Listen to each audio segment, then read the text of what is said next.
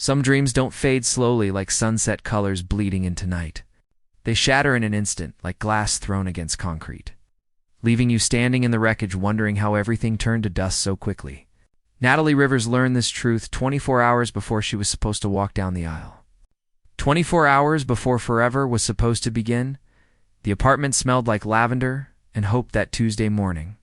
Natalie had sprayed her favorite perfume everywhere, wanting the scent to linger in the air, wanting to remember this feeling of pure joy. Her wedding dress hung on the closet door, wrapped carefully in protective covering. Waiting for tomorrow? Tomorrow? The word itself felt magical. She'd checked the weather forecast 17 times already. Clear skies, perfect temperature, as if the universe itself was blessing their union. Natalie worked as a graphic designer at Sterling Media Group, a prestigious advertising firm downtown. She'd requested the week off, but there were final details to confirm, last-minute checks to make. The caterer had called twice about the menu. Her mother had panicked about the flower arrangements. Her younger sister couldn't find the right shoes to match her bridesmaid dress. Normal chaos. Happy chaos. The kind of chaos that came before the best day of your life. She was folding napkins, practicing the fancy technique she'd learned from a tutorial video, when her phone rang. Derek's name flashed across the screen, and her heart did that little skip it always did when she saw his name. 3 years together, and he still made her feel like a teenager with her first crush.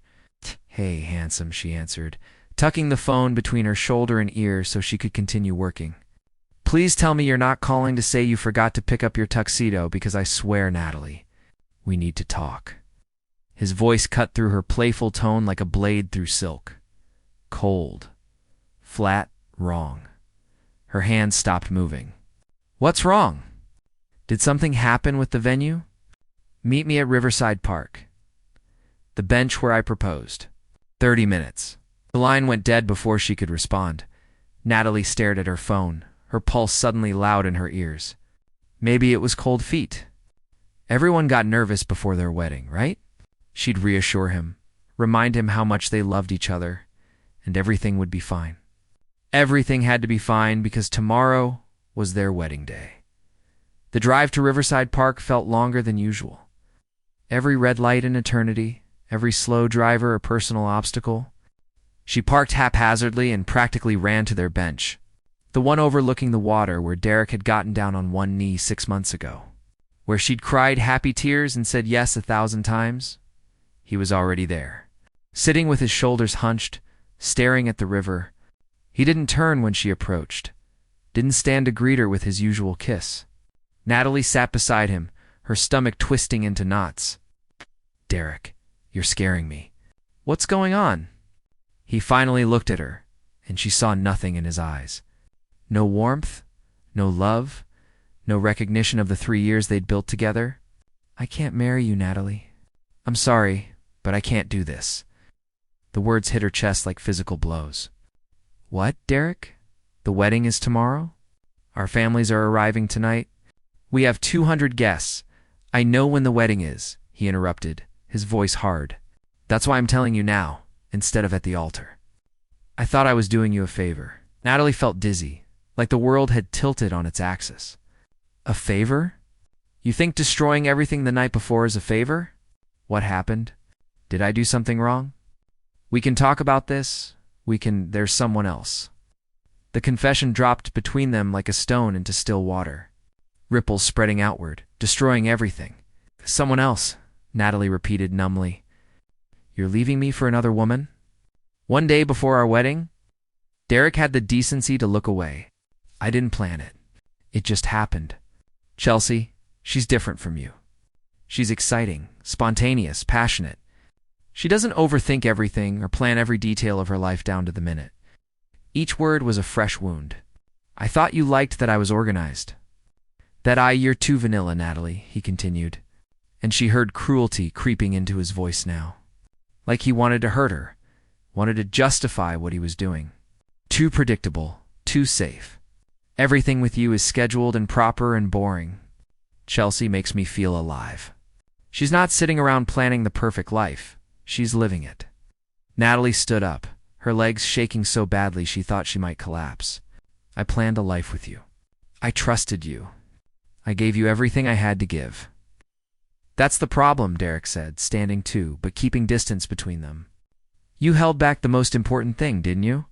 3 years, and you were still waiting for some magical wedding night that would make it all special and meaningful. Chelsea doesn't have those kinds of hang-ups." The implication hit her like a slap. Natalie had made a choice, a personal choice based on her values and beliefs, to wait until marriage. She'd been honest with Derek from the beginning, and he'd said he respected that, said he loved her for her convictions. Now he was throwing it in her face like it was a character flaw, like her integrity was actually inadequacy. "Get away from me," she whispered, tears streaming down her face. "Just go be with your exciting, spontaneous Chelsea and leave me alone. Natalie, go." The word came out as a scream, raw and broken, and Derek finally left.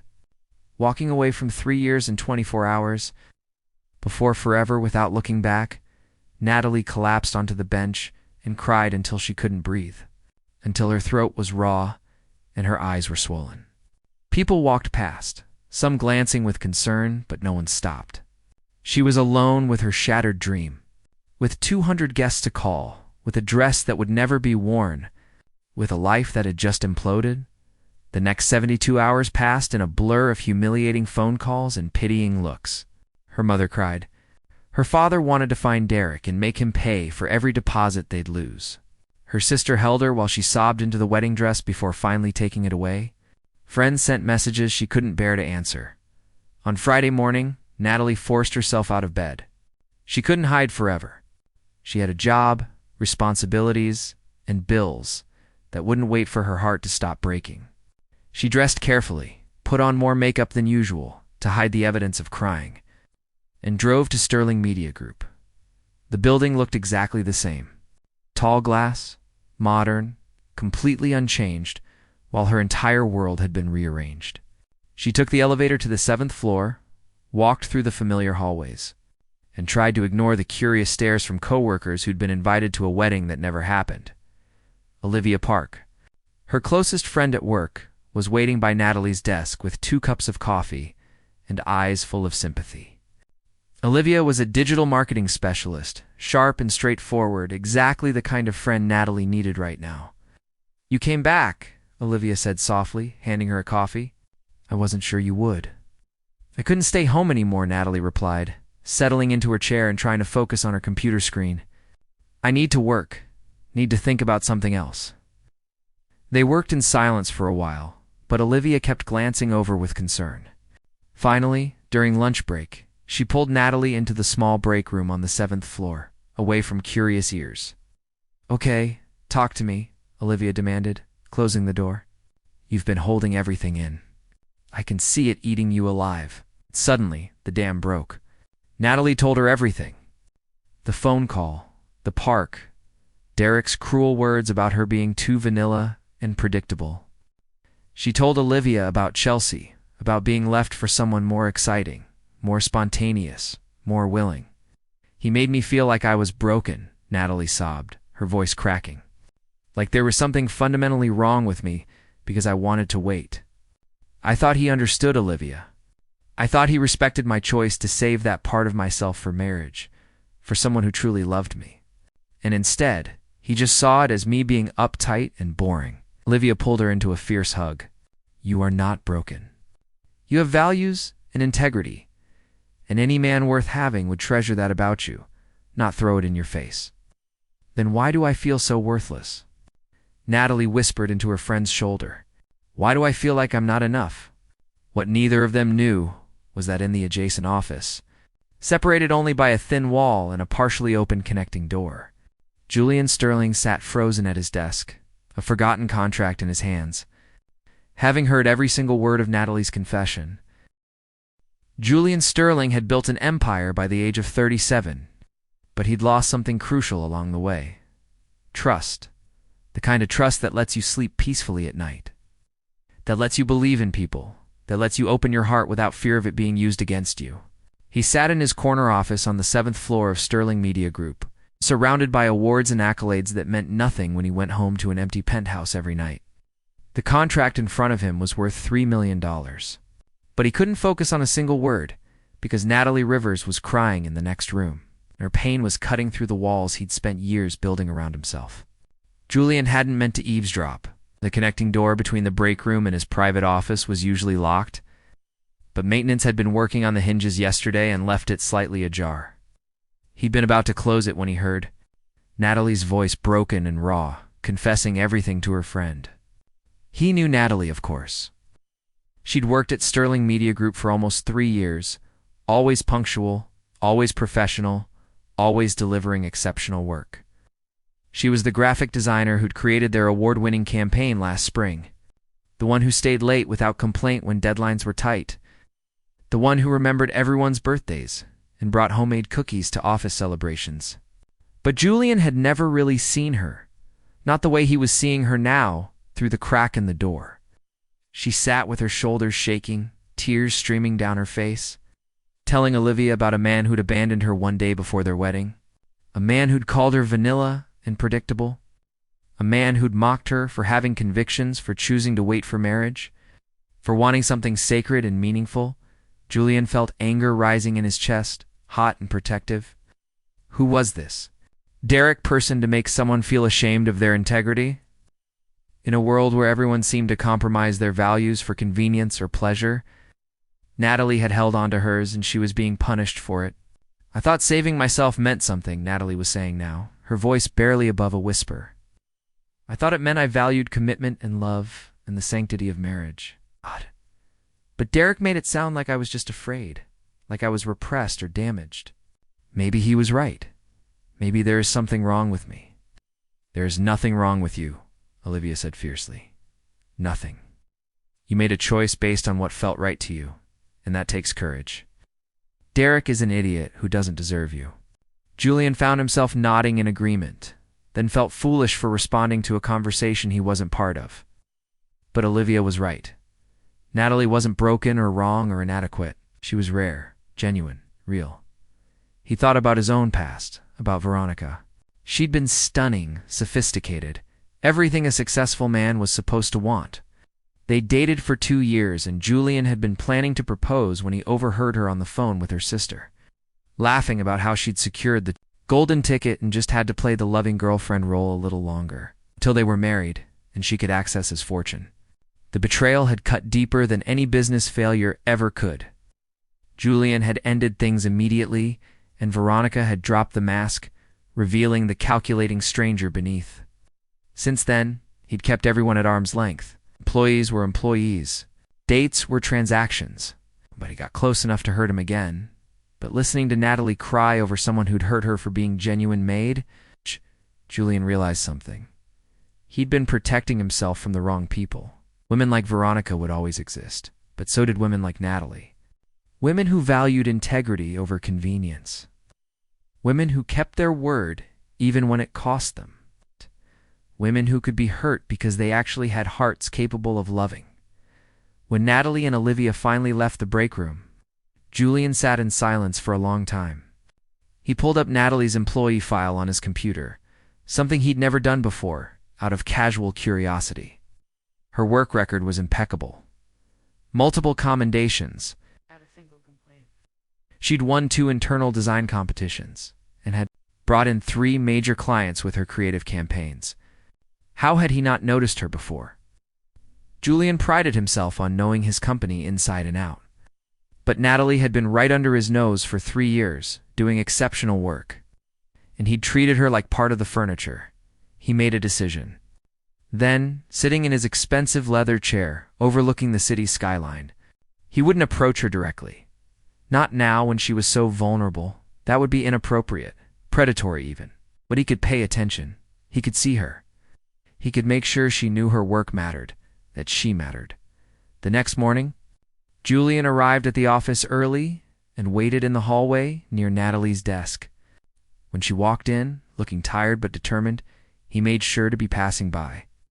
"Good morning, Natalie," he said, his tone warm but professional. She nearly dropped her bag in surprise. "Good morning, Mr. Sterling. Wanted to thank you personally for the Henderson campaign designs." The client was extremely impressed. Your attention to detail really elevated the entire project. Natalie blinked, clearly shocked that the CEO knew her name, let alone her specific work. "Thank you, sir. That means a lot." Julian nodded and continued walking, but he felt satisfied. It was a small thing, a simple acknowledgement, but he'd seen her face light up just a little, seen some of the sadness fade for a moment. Over the next 2 weeks, Julian made it his mission to notice Natalie, not in an obvious way that would make her uncomfortable or invite gossip, but in small, genuine ways. He complimented her work when it deserved recognition, said good morning when they crossed paths. He asked her opinion during a team meeting about a campaign strategy. And when she gave a brilliant answer, he made sure everyone knew the idea came from her. Natalie seemed confused by the attention at first, almost suspicious. Olivia certainly was. "The CEO knows your name," Olivia whispered one afternoon after Julian had stopped to ask Natalie about a project timeline. "The CEO never knows anyone's name except the executives." "What is happening?" "I have no idea," Natalie admitted, looking equally baffled. "Maybe he's just being nice." "Julian Sterling doesn't do nice," Olivia said, narrowing her eyes. "He does efficient and profitable and ruthlessly successful. Nice is not in his vocabulary." But Olivia was wrong. Julian could be nice when he had a reason to be, and Natalie was becoming that reason. The more he observed her, the more he admired her. She treated the janitorial staff with the same respect she showed senior executives. She helped younger designers without taking credit. She worked late without complaining, but never made others feel guilty for leaving on time, and she was slowly healing. Julian could see it in the way her smiles became less forced, the way she laughed at Olivia's jokes, the way she threw herself into her work with renewed passion. She was rebuilding herself, and she was doing it with grace. One Friday evening, Julian found himself working late, reviewing quarterly reports that could easily wait until Monday. He knew why he was really still there. Natalie was working late too, finishing a rush project for a client. He could see her through the glass walls of her cubicle, completely focused on her computer screen, occasionally pushing her hair behind her ear in a gesture he'd come to recognize. Julian stood up and walked to her desk, carrying 2 cups of coffee from the break room. "Burning the midnight oil?" he asked, setting 1 cup beside her. Natalie looked up, startled. "Mr. Sterling, I didn't know you were still here. Thank you for the coffee." "Julian is fine when it's after hours," he said, leaning against her cubicle wall. "And I wanted to ask you something. We're launching a major campaign next month for the Riverside Hotel's account. I'd like you to lead the creative team." Her eyes widened. "Lead. But I'm not a senior designer, and there are people with more experience." "I want the best person for the job," Julian interrupted gently. "And that's you. Your portfolio speaks for itself. I trust your vision." Those last 4 words hung in the air between them. "I trust your vision." After Derek had demolished her confidence, after being told she was too vanilla and predictable, here was the CEO of a major company saying he trusted her creative judgment. "I don't know what to say," Natalie whispered, and Julian saw tears forming in her eyes. "Happy tears this time. Say yes," he suggested with a small smile, "unless you have other plans." "No other plans," she said, returning the smile. "Yes, thank you, Julian. I won't let you down." As he walked back to his office, Julian realized he was feeling something he hadn't felt in years. Hope. Not the business kind of hope. About profit margins and market shares, but the human kind. The kind that made you believe good things were still possible, that honest people still existed, that maybe hearts could heal if given the right circumstances. He didn't know where this was going with Natalie. He couldn't predict if she'd ever see him as anything more than her boss. But for the first time since Veronica's betrayal, Julian was willing to try, willing to risk, willing to hope that maybe, just maybe, there was someone in this world who could see Julian the person instead of Julian Sterling the billionaire. And perhaps in helping Natalie rediscover her worth, he might rediscover his own capacity to trust again. The Riverside Hotel's campaign became Natalie's lifeline. For weeks, she threw herself into the work with an intensity that surprised even her. She assembled a team, brainstormed concepts, sketched designs until her fingers cramped, and slowly, day by day, remembered who she was before Derek had tried to make her feel small. Julian watched from a respectful distance, offering guidance when asked but never micromanaging. He'd been in enough leadership positions to know when someone needed space to prove themselves. and Natalie was proving herself brilliantly. Her concepts were fresh and emotionally resonant, her execution flawless. The Riverside Hotel's executives were thrilled. "You should celebrate," Julian said one evening after a successful client presentation.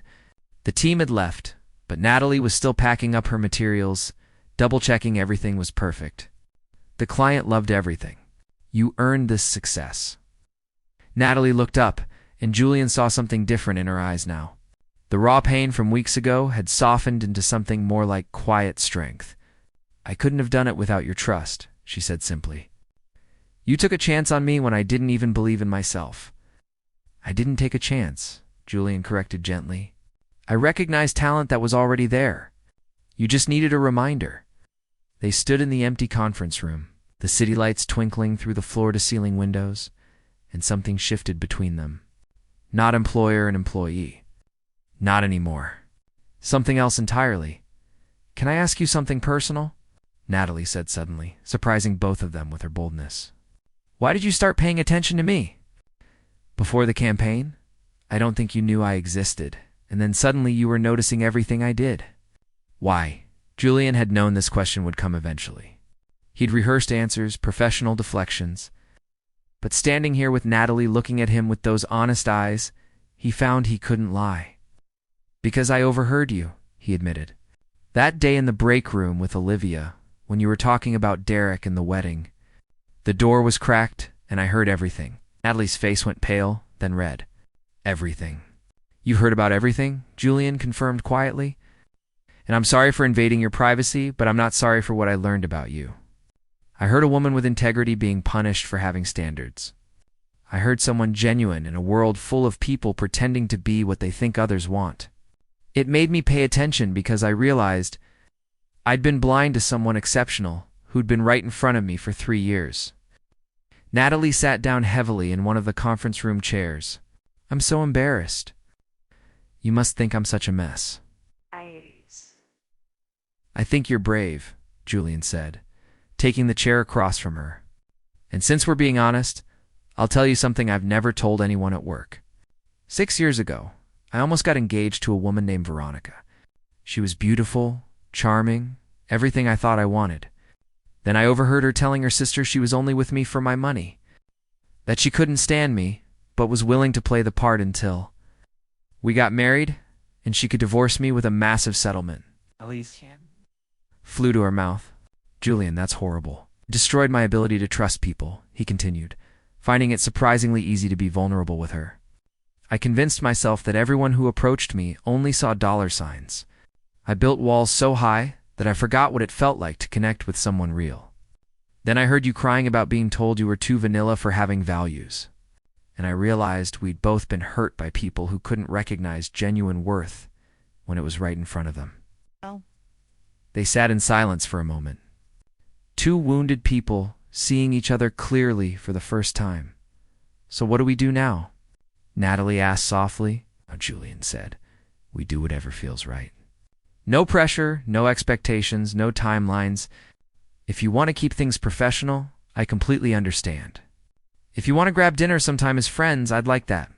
If you want to pretend this conversation never happened, I'll respect that too." Natalie smiled, a real smile that reached her eyes. "I think I'd like dinner. As friends. I'm not ready for anything more than that, but I'd like to know you better. The real you, not just the CEO everyone's terrified of." "I'm not that scary," Julian protested. "I made 3 interns cry last year during budget reviews. Came completely unprepared with inaccurate data. That's unacceptable." Natalie laughed, and the sound filled something hollow inside Julian that he hadn't known was empty. "Okay, you're a little scary, but I think I'm starting to see past that." They went to dinner the following week at a small Italian restaurant where nobody recognized Julian Sterling, the billionaire. And he was just Julian. A man who loved old movies and terrible puns, and had once dreamed of being a teacher before life pushed him toward business. Natalie told him about her childhood, her family, her dream of one day opening her own design studio. They talked for 3 hours and closed down the restaurant. "This was nice," Natalie said as they walked to her car. "Really nice. Can we do it again?" "How about next Friday?" Julian suggested.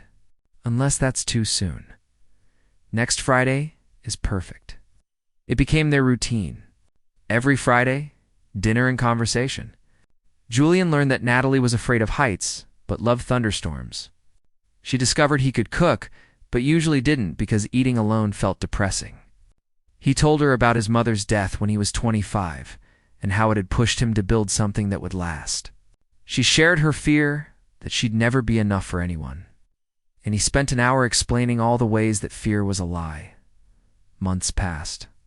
The Riverside Hotel's campaign launched a massive success, earning Natalie a promotion and a raise.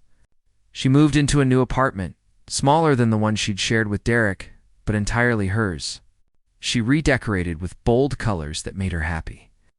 Stopped apologizing for taking up space, started believing again that her choices had value. And through it all, Julian was there.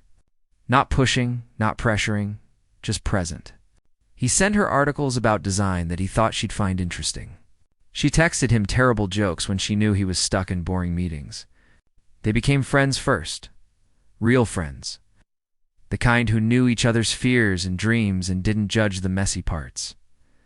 One evening in early autumn, they were walking through Riverside Park after dinner, the same park where Derek had shattered Natalie's world months earlier.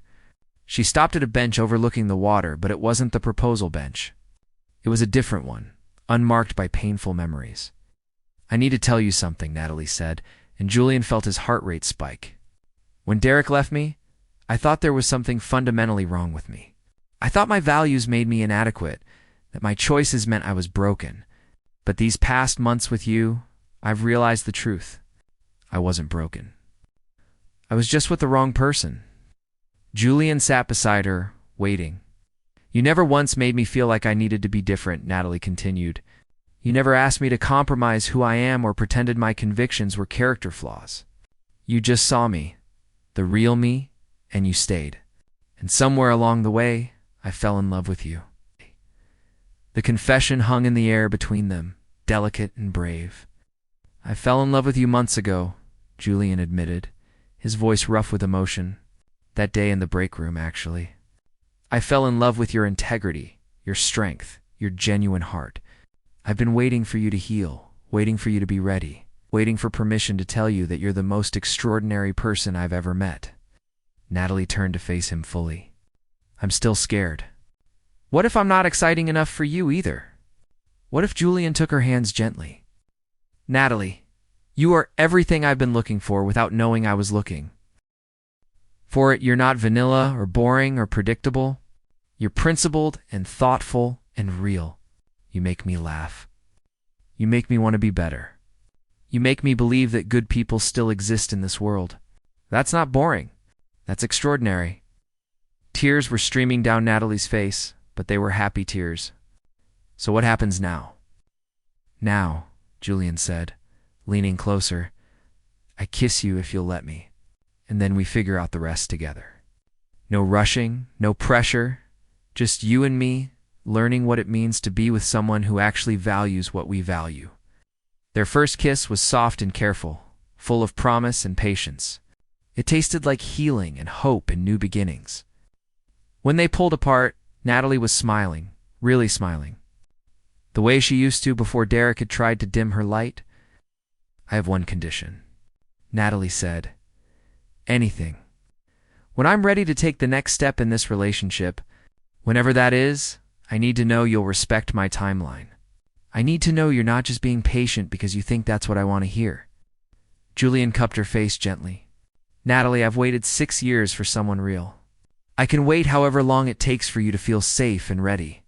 This isn't about physical intimacy. This is about building something that lasts, something honest and true. I'm in this for you, all of you, at whatever pace feels right." She kissed him again, deeper this time, and Julian felt something in his chest crack open, all the walls he'd built crumbling down. This was what trust felt like. This was what real love felt like. Not transaction or performance, but genuine connection. 6 months later, on a Saturday afternoon, Natalie stood in Julian's penthouse kitchen, attempting to teach him how to make homemade pasta. Flour covered every surface, and they were both laughing at the disaster they'd created. "This is harder than you made it look," Julian protested. his expensive shirt covered in dough. "You're doing great," Natalie lied. Kissing flour off his nose, Olivia had warned her that dating the CEO was complicated, that people would talk, that some might say she was getting special treatment, and people did talk. But Natalie had learned something important over the past year. Other people's opinions about her choices mattered far less than her own peace of mind. She and Julian had been careful, professional at work, and completely themselves everywhere else, and they were happy. Really, truly happy. Not the performative happiness she'd felt with Derek, always trying to be good enough, but the quiet, solid happiness that came from being fully known and fully loved anyway. "What are you thinking about?" Julian asked, wrapping his arms around her from behind. "How grateful I am," Natalie said honestly. "Derek leaving me was the worst thing that happened to me and the best thing all at once. It broke me open, but it also made space for this, for us, for real love, instead of the illusion I was settling for." Julian turned her around to face him. "I'm grateful too. Grateful that I was in the right place at the right time to overhear the confession of the woman who would change my entire life. Grateful that you gave me a chance to prove not all men are like Derek, and you gave me permission to prove not all women are like Veronica." They'd both learned the same lesson through different heartbreaks. That genuine love exists when you find someone who values the same things you do, who respects your choices even when they don't follow society's script, who sees your integrity as strength instead of weakness. Natalie had learned she was never too vanilla or too predictable. She was exactly right for the right person. And Julian had learned that not everyone wore a mask, that some people were brave enough to be authentic even when it hurt. They never did figure out how to make that pasta properly. They ordered takeout instead, ate it on Julian's balcony overlooking the city, and talked until the stars came out. And somewhere in that conversation, between laughter and confessions and comfortable silence, they both realized something profound. Being left at the altar had led Natalie to the altar of self-worth instead. And overhearing one honest confession had led Julian back to his own humanity. Sometimes the worst moments in life aren't endings at all. They're just painful beginnings, cracking you open so the right things can finally get in. 2 years later, when Julian proposed to Natalie at Riverside Park on a bench they'd claimed as their own, she said yes without hesitation. Not because she was desperate to be married, not because she was trying to prove something to Derek or anyone else, but because she'd found someone who treasured her exactly as she was. And when they eventually married in a small ceremony surrounded by people who genuinely loved them, Natalie wore a dress she'd chosen herself, walked down an aisle to a man who saw her worth, and knew with absolute certainty that she'd been right to wait. Not because waiting itself was magic, but because waiting for the right person, the right love, the right partnership, that was everything. She'd been told she was too vanilla for wanting something sacred and meaningful. But Julian had shown her the truth. There was nothing vanilla about integrity. Nothing boring about staying true to yourself. Nothing predictable about choosing your own path, even when others judged you for it. She was extraordinary exactly as she was. And so was the love they'd built together, piece by piece, conversation by conversation, choice by choice. Some stories that start with shattering end with healing. Some confessions that feel like endings are actually beautiful beginnings. And sometimes, the person who overhears your pain becomes the person who helps you remember your strength. That's not a fairy tale. That's just what happens when two genuine people find each other in a world full of pretenders. And it's more than enough. It's everything.